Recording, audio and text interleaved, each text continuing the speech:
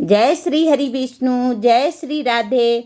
आज हम बात करेंगे माघ मास की पूर्णिमा तिथि की। शास्त्र में ऐसा कहा जाता है कि माघ माह की पूर्णिमा को व्रत जो करता है, सत्यनारायण भगवान की पूजन करता है, स्नान दान करता है, तप करता है, उसको अत्यधिक पुण्य फल की प्राप्ति होती है। उसके जीवन के सारे कष्ट नष्ट हो जाते हैं। नारायण भगवान विष्णु की कृपा से उसके जीवन में खुशियों का आगमन होता है। माघ मास पर गंगा स्नान का बहुत ही अत्यधिक महत्व है। वहीं पर दान करना, पुण्य करना भी हमें चाहिए।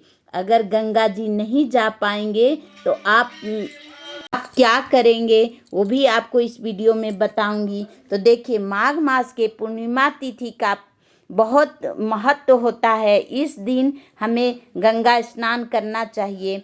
आप पूर्णिमा तिथि को देखिए, ऐसा कहा जाता है कि भगवान जो होते हैं वो खुद मनुष्य के रूप में अवतरित होकर के और पूरे 1 महीना यहाँ स्नान करते हैं माघ मास का।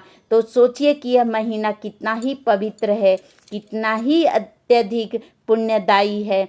तो क्यों ना हम सभी इसका लाभ उठाएं। तो देखिए, जो लोग पूरे 1 महीने का व्रत किए हैं, पूजा पाठ किए हैं, स्नान किए हैं, वो कैसे करेंगे। और जो हम गृहस्थी जो इस नियम को नहीं किए हैं पूरे 1 महीना, वो किस तरीके से साधारण तरीके से पूजा करेंगे।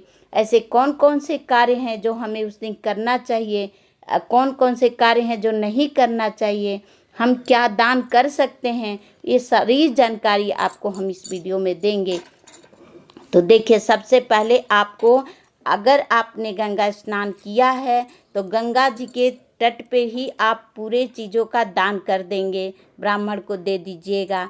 और अपने घर में भी आकर के आप दान कर सकते हैं। लेकिन अगर आपने गंगा जी नहीं गए हैं, 1 महीने का स्नान वगैरह नहीं किए हैं, गंगा जी नहीं जा सकते, तो आप अपने घर के पानी में ही गंगा जल और काला तिल डाल करके स्नान कर लीजिएगा। माघ मास में काला तिल का बहुत ही अत्यधिक महत्व होता है, तो काला तिल जरूर डालकर स्नान करिएगा।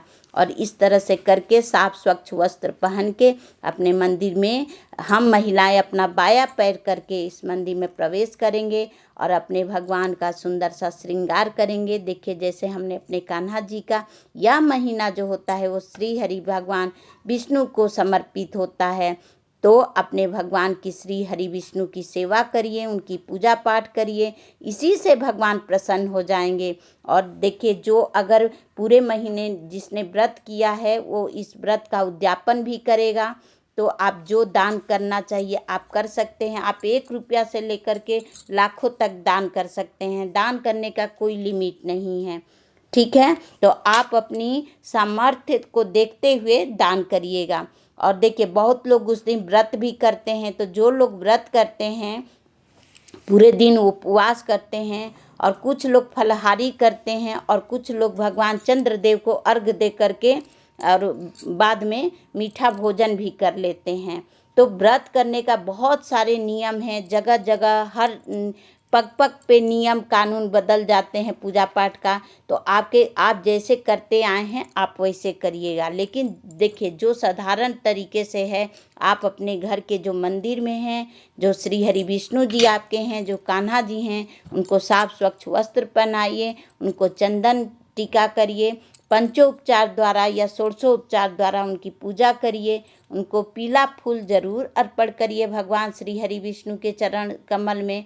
और इस तरह से अपने व्रत का संकल्प लीजिए कि हे श्री हरि विष्णु, आज हम आपके इस पूर्णिमा के व्रत का संकल्प कर रही हूँ।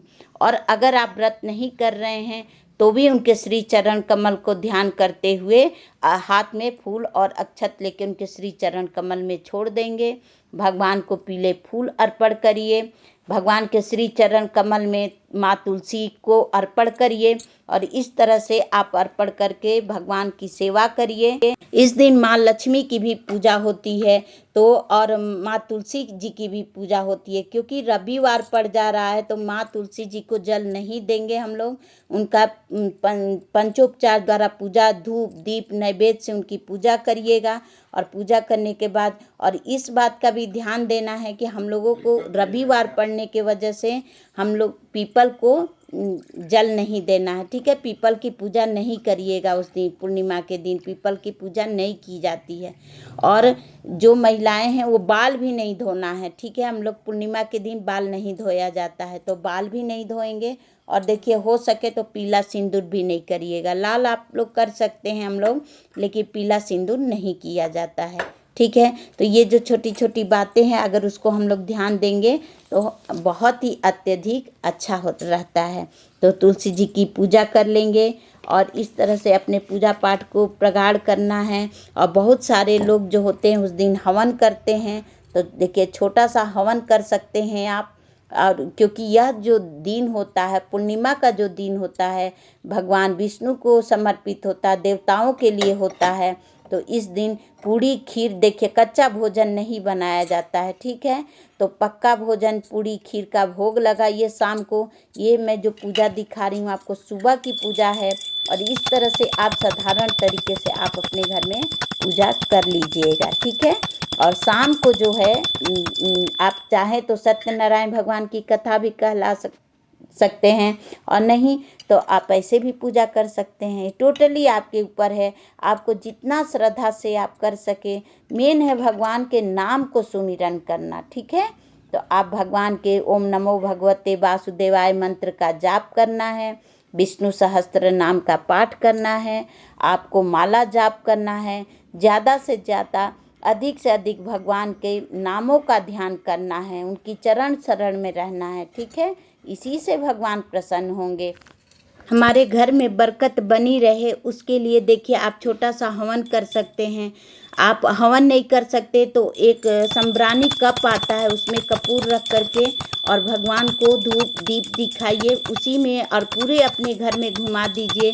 तो उससे नकारात्मकता दूर हो जाती है, माँ लक्ष्मी प्रसन्न होती हैं। उस दिन अपने शाम को दरवाजे पे अपने एक दीपक ज़रूर जलाइएगा, अपने एक मंदिर में दीपक ज़रूर जलाइएगा और अपने पास के मंदिर में जाकर के भी दीपदान अवश्य करिएगा, ठीक है।